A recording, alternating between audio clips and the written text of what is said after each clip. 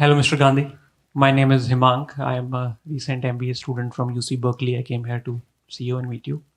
One, really admire your courageous attempt at bringing vulnerability into politics using words like love. That's indeed very rare. Uh, uh, I also did a small census in my class of all the Indians who were in my classroom. Around 7 in 10 said that they would want to return back to India in a few years. This is very different from how the situation was around 10 years ago or 15 years ago in the United States. There seem to be two factors which are sort of leading to this. One is just the state of American dream right now, and also the improving economic opportunities in India. Around 1 million students have migrated to India, to US from India since the past 5 years. I just want to know, one, what is your comment on this phenomena? And second is, what is your message to students who are not able to avail the economic opportunities because of which they came to United States? Look, and I've said this a couple of times,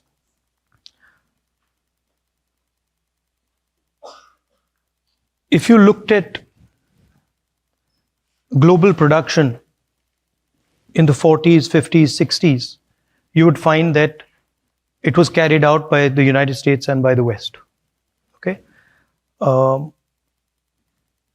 If you wanted to buy a car in the 60s, you'd want to buy an American car. If you wanted to buy a refrigerator, you wanted to buy an American refrigerator. And the West and India handed that over to the Chinese, right? So the reality is that the cell phones you're using, the shirts you're wearing, the shoes you're wearing, most of them are not made in the United States. They're not made in Europe. They're not made in India. They're made in China, right? So there are two activities that countries can do. One is the organizing production. The second is organizing consumption. China organizes production.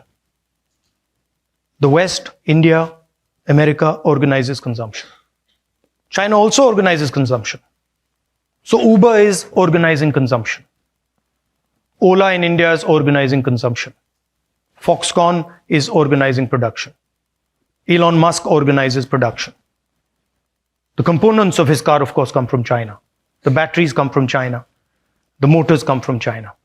And the problem is that a large country like India simply cannot get away with not organizing production. It just won't work because you will not create the amount of jobs that you need. That's what's happening. So if you look at India, you'll find that there is an IT industry. 1% of the population, 2% of the population, 3% of the population. But if you're a young person who wants a blue-collar job, it's not available. And the only way that job is going to get available is if you start producing, right? And India has just stopped producing. You look at our top businesses, Adani, Ambani, the big guys, they don't produce anything, right? So that's the real question. Now, there's a whole set of structures that don't allow production. Our GST is anti-production.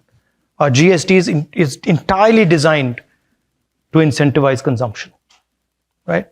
So you have to change completely the architecture of what you're doing. Our district, we call our district, we call them district collectors, right? They should be district producers, right? We need to think about getting into the act of production. We're not doing that. And there's a reason, because the large monopolists don't want India to produce. It's much more convenient just to sell Chinese product, right?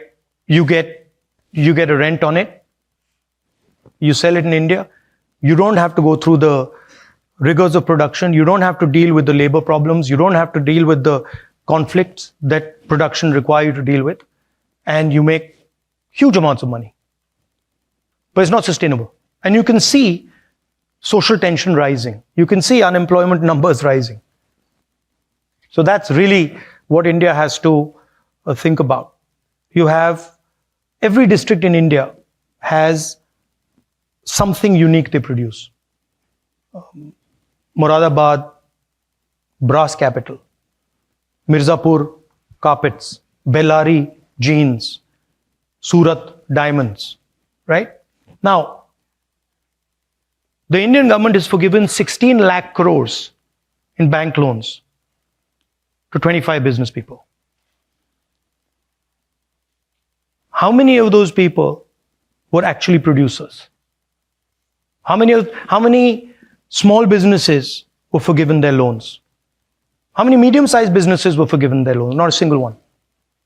Even farmers who are basically producers, their loans have not been forgiven. So my question is, why should 20 people, 25 people get a free gift of 16 lakh crores? For what? What have they done? And if you're giving them that gift, give it to other people as well. Right?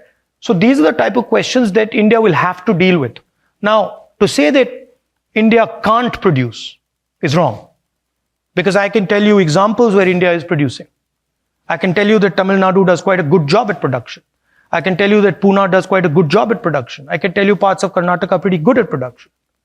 The entire system is designed so that they can't succeed. Try.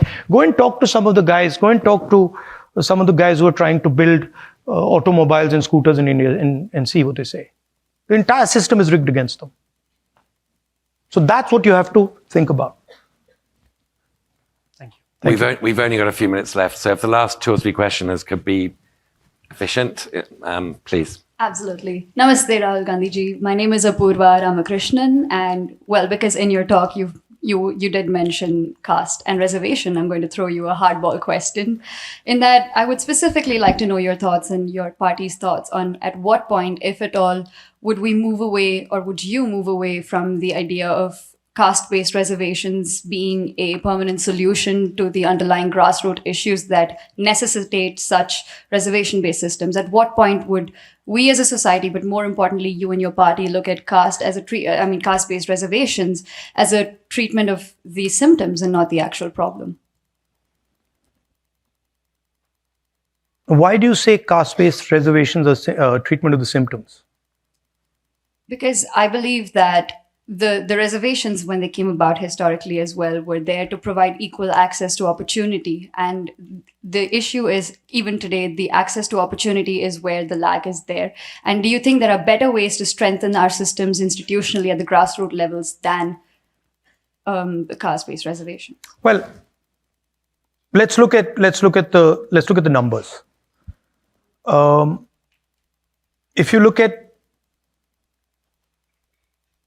the Indian government, and you look at, there are 70 bureaucrats who run the Indian government.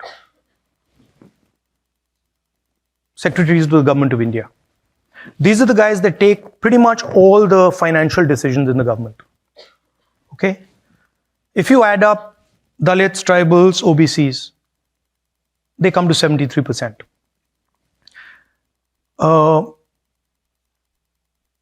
Out of 70 people,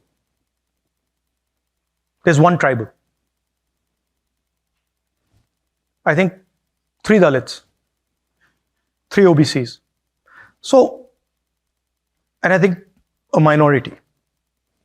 So, 90% of India, in the government of India, has access to less than 10% of the positions that determine how money is going to be spent. And when you actually look at the financial numbers, then tribals get 10 paisa out of 100 rupees. Dalits get, I think, 5 rupees out of 100 rupees. And OBCs get a similar number. So the fact of the matter is that they're not getting participation. Right? And the problem is that 90% of India is not able to play, right? Go through the list of every single business leader in India. And I've done it. Show me the tribal name. Show me the Dalit name. Show me the OBC name. Out of the top 200, I think there's one OBC. They're 50% of India. So we're not treating the symptom. That's the problem. Right? Now, it's not the only tool. There are other tools. But we will think of scrapping reservations when India is a fair place. And India is not a fair place. Now, that creates a problem. Because there are many people who come from the upper caste, right? Who say, look, what have we done wrong? Right? Why are we being punished? And so then you think about increasing dramatically the supply of some of these things. You think about decentralizing power. You think about involving many more people in the governance of our country, right? You think of opening up, I mean, frankly, with all due respect, I don't think any of you are ever going to become Adani or Ambani. And there's a reason for that. You can't. Because those doors are closed. So the answer to people in the general caste is you open those doors. I think we have time for one final question, so make it count. Hello, Mr. Gandhi. My name is Risa. I'm a third-year student at Georgetown, and I'm originally from Mumbai. My question to you is based on your comment that our institutions have been captured. I wanted to ask, what are the actual policy reforms that the INC sees in order to uncapture our institutions? You said that our education system is extremely unfair and only really prioritizes the success of the rich. So how can we change these systems to make them more meritocratic and make them service the general population of India? I mean, the institutional capture is something that's new. And frankly, we're going to have to navigate that when we come to that point, because we've never dealt with that. We've never dealt with a situation where, the RSS has filled an entire institution with its people. And so we have some thoughts about it, but we'd have to do it as and when it happens. In terms of the education system, it's just dramatically increasing access, dramatically increasing the size of the education system, putting much more money into it. The best Indian education institutions are still government institutions. IIT is not a private institution, right? IIM is not a private institution. People forget that. There's no private institution that matches the IITs. Everybody accepts that. So putting effort into designing new institutions, scaling up old institutions, and decentralizing some of these things, I think would help. Thank you. Thank you. So with apologies to the other questioners, I'm gonna have to end it now. But I just want to thank Mr. Gandhi. That was one of the most unusual interviews I've done. Love being cited more often than I normally expect, and it was very, very interesting to talk to you. Thank you. Thank you so much for sparing the time. Thank you. Thank you. That was great. Stay ahead with our cutting-edge news app. Instantly access the latest shorts in just 1 minute and breaking news in just 50 words. Download now for a smarter, faster news experience.